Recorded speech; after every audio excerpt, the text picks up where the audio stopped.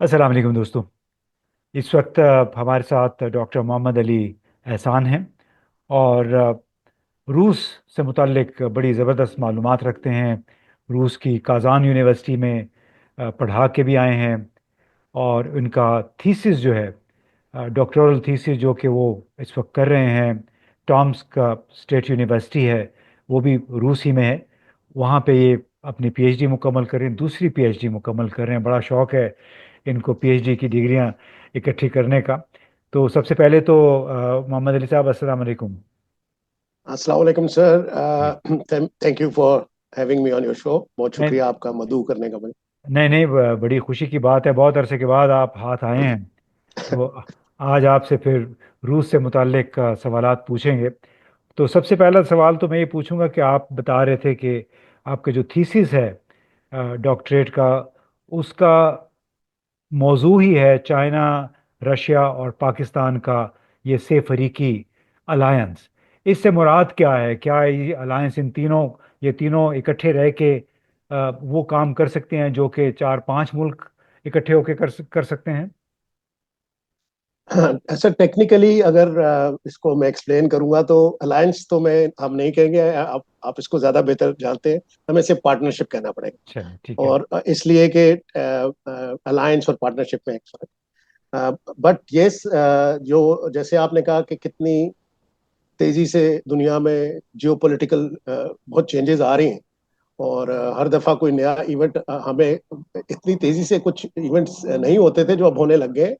तो अलायंसेस भी शिफ्ट होंगी। पार्टनरशिप्स भी काफी नई बनेंगी। ब्लॉक्स तो दो गढ़ बने हुए थे, लेकिन अब रीजनल ब्लॉक्स, रीजनलिज्म, ये सब कुछ सर ज्यादा आगे आने लगा है। फोकस रहेगा ज्यादा on in terms of economics, वो कैसे जाती है आगे।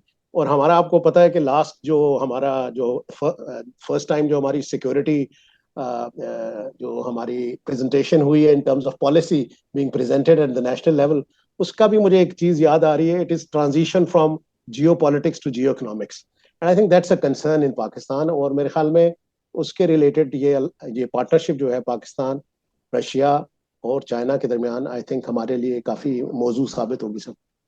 अच्छा, मौजू तो साबित हो सकती है, लेकिन क्या कुछ दूसरे ममालिक हैं वो ये काम करने देंगे पाकिस्तान को? ख़ास तौर पे पाकिस्तान तो एक लिहाज से सैंडविच हुआ हुआ है।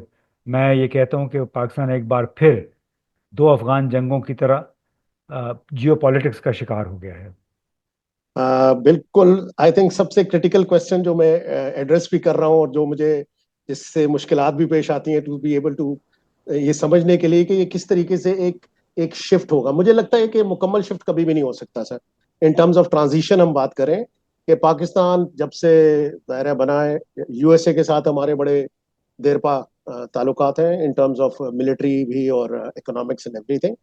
बट जैसे आप कह रहे हैं कि जैसे जैसे कुछ ना कुछ चेंज होता रहा इन terms of Afghanistan war, war on terror, तो उन इंटरेस्ट के साथ साथ, और अब ईरान इसराइल की जंग और ये गाजा का, तो हम हमारी क्योंकि right on the mouth of Indian Ocean we have that strategic एक हमारा जगह है। तो मुड़ मुड़ के दोनों लैंड पावर जो है चाइना और रशिया, उनको भी हम बड़े अच्छे सहूलतकार नजर आते हैं। और अमेरिका को तो हमेशा से हम नजर आए हैं बिकॉज ऑफ द सिचुएशन जैसे डेवलप होती रही।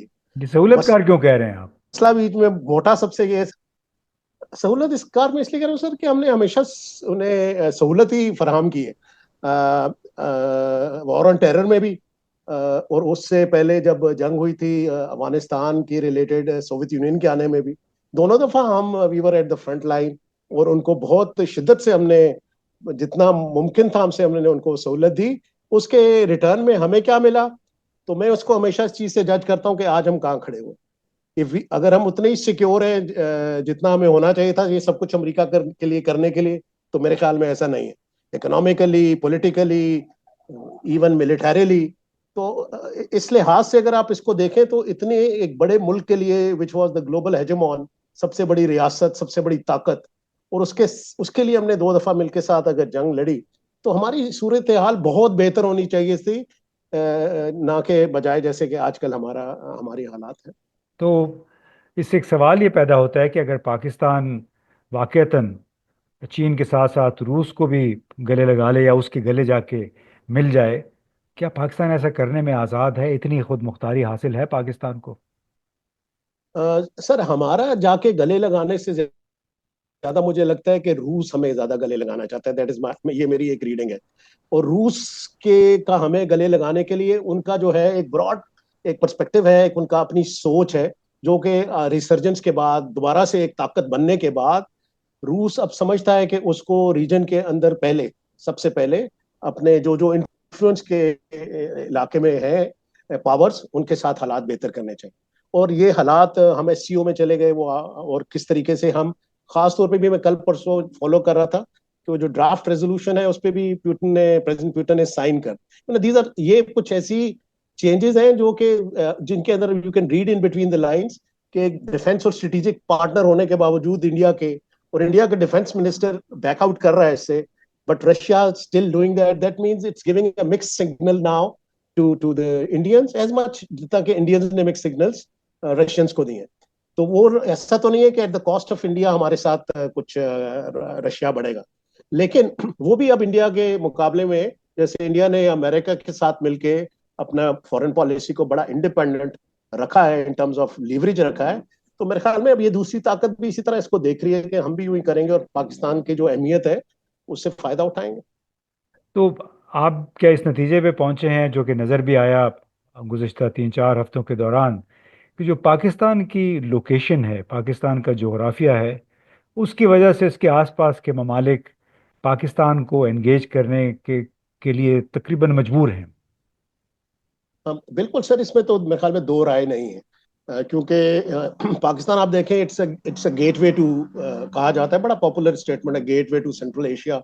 और हमारे बेसिकली तो गवादर का तो कोस्ट लाइन के ऊपर आप देख रहे हैं एज अ बिग पोर्ट, जो आपका डीप सी का है, वो आपको क्या एक्सेस देता है। लेकिन मैं ये देखता हूँ कि सिर्फ ये नहीं है कि पाकिस्तान गेटवे है सेंट्रल एशिया की तरफ। रशिया का जो जो ज्यादा सोच है वो यूरेशियनिज्म की तरफ है सर। वो ज्यादा यूरेशिया की के अगले 10 साल, 20 साल, 25 साल, और उसके अंदर जो BRI का होना भी, अनलिमिटेड पार्टनरशिप चाइना और रशिया की होना, तो पाकिस्तान क्रिटिकली बीच में मौजूद है सर इस सारी स्कीम ऑफ थिंग्स के अंदर।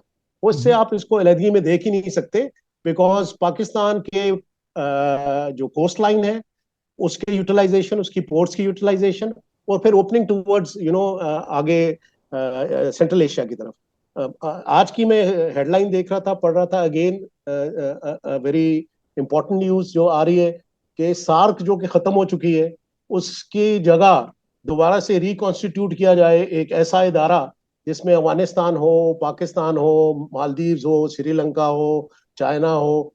तो अगर इंडिया नहीं भी शामिल होता, एक तरीके से अगर आप देखें तो सिर्फ ज्योग्राफिकली जो आपने सवाल किया है, तो ये मुल्क ऐसे अगर इकट्ठे होकर ग्रुप बनाते, तो वो जो इनसर्कलमेंट का कॉन्सेप्ट था इंडिया का पाकिस्तान से रिलेटेड, कि अफगानिस्तान में जाके और यहां से वो और आइसोलेट करके पाकिस्तान को स्ट्रेटेजिकली कन्फाइन करे, तो ये ऑलमोस्ट, अगर ये सारी बातें दुरुस्त हो जाती हैं और पाकिस्तान अपने कार्ड सही से खेलता है और फॉरेन पॉलिसी को अपनी थोड़े से लेकर चलता है in the direction in which it give benefits are interest, तो आई थिंक एनर्जी रिलेटेड बहुत से और इश्यूज हमारे, ट्रेड के related, China and Russia big way में काफी बड़े तरीके से हमारे साथ शामिल हो सकते हैं, और अगर उनके लिए हमें खड़ा होना पड़ेगा उनके साथ।